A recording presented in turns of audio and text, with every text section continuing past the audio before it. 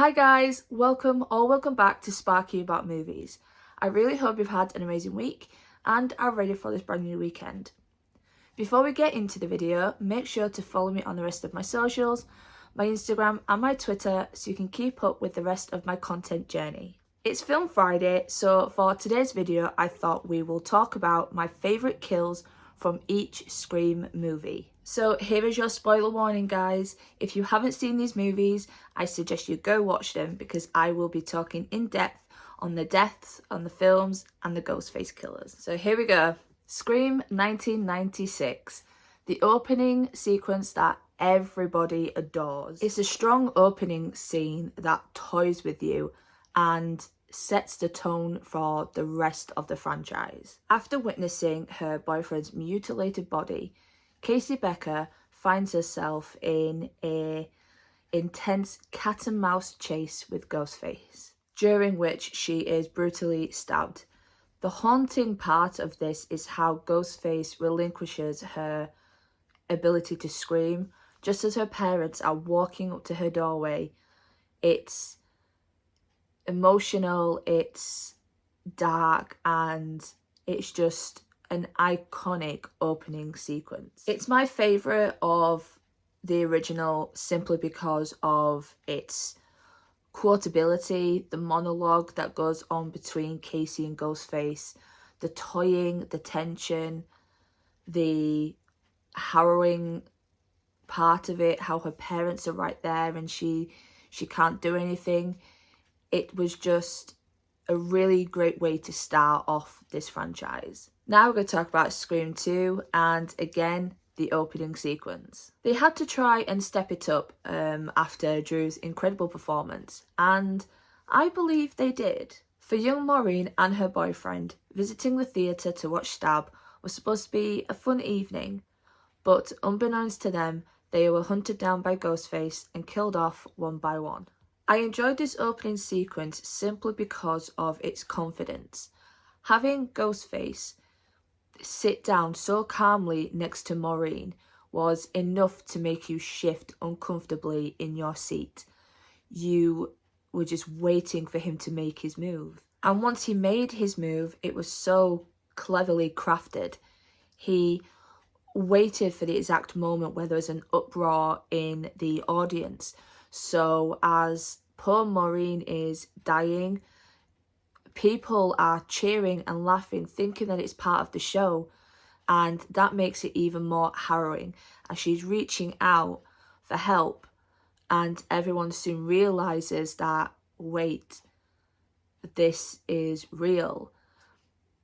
It's a triumphant and fantastic continuation in the chapter of Scream.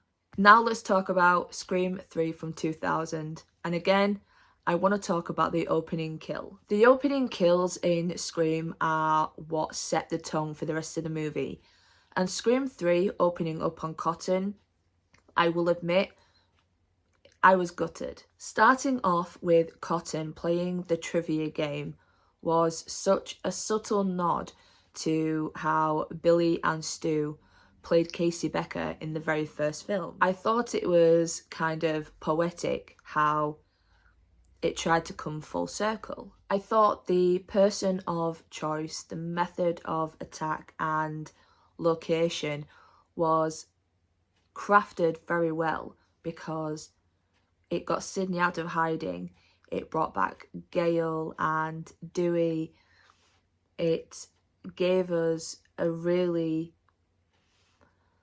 nostalgic feel, including the monologue that Ghostface delivers to Cotton right before he kills him will probably be my favourite line from Ghostface.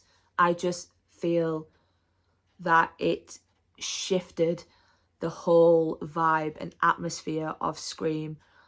It was the final chapter, it was new rules, a new game, it was just fantastic, and it delivered a blow to me personally. I wanted Cotton to become a legacy character, so having him go out the way he did, I think it was a strong way.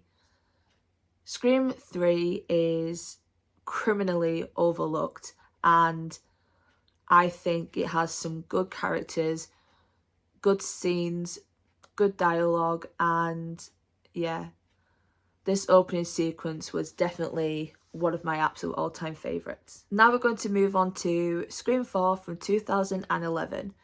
If you can guess which death I'm going to talk about, comment it down below. We've seen our fair share of vicious kills from Ghosty, but Olivia's is unmatched. The attack and her death is extremely vicious and completely ramps up the thirst for blood. We're led to believe that Ghostface is in the same room with Kirby and Jill, but we are then thrown a curveball as Ghostface reveals himself to be over across the way in Olivia's room. She is thrown about, stabbed relentlessly, and all Jill and Kirby can do is watch her lifeless body. I think this was the only good thing that came out of Charlie's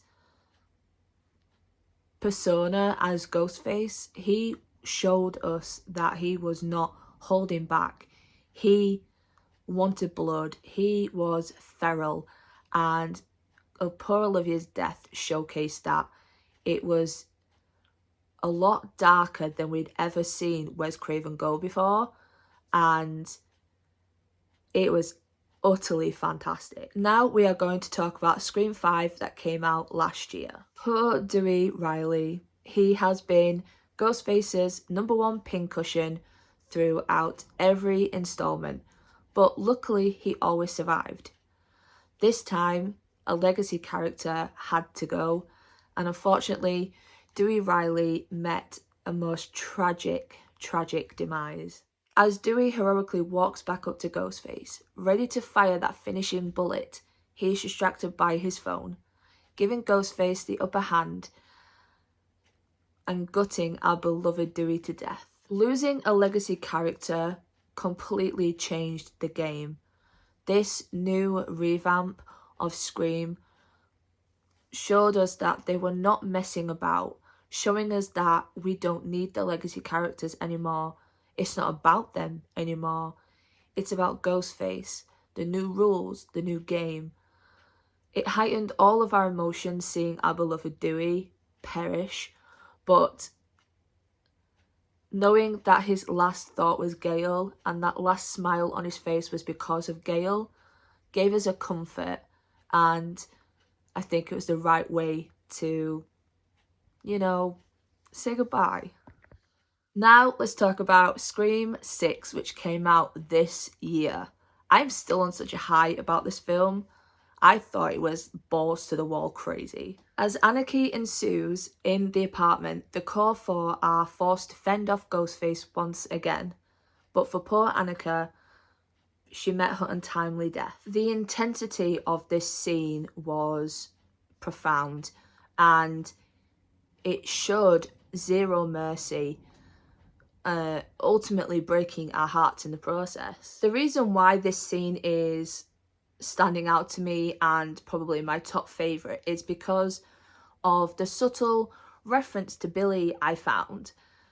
Annika is stabbed from her bottom of her stomach halfway up to her sternum, and it just reminded me of Billy and Stu in Scream Original, where they are talking about tact, the stabbing technique.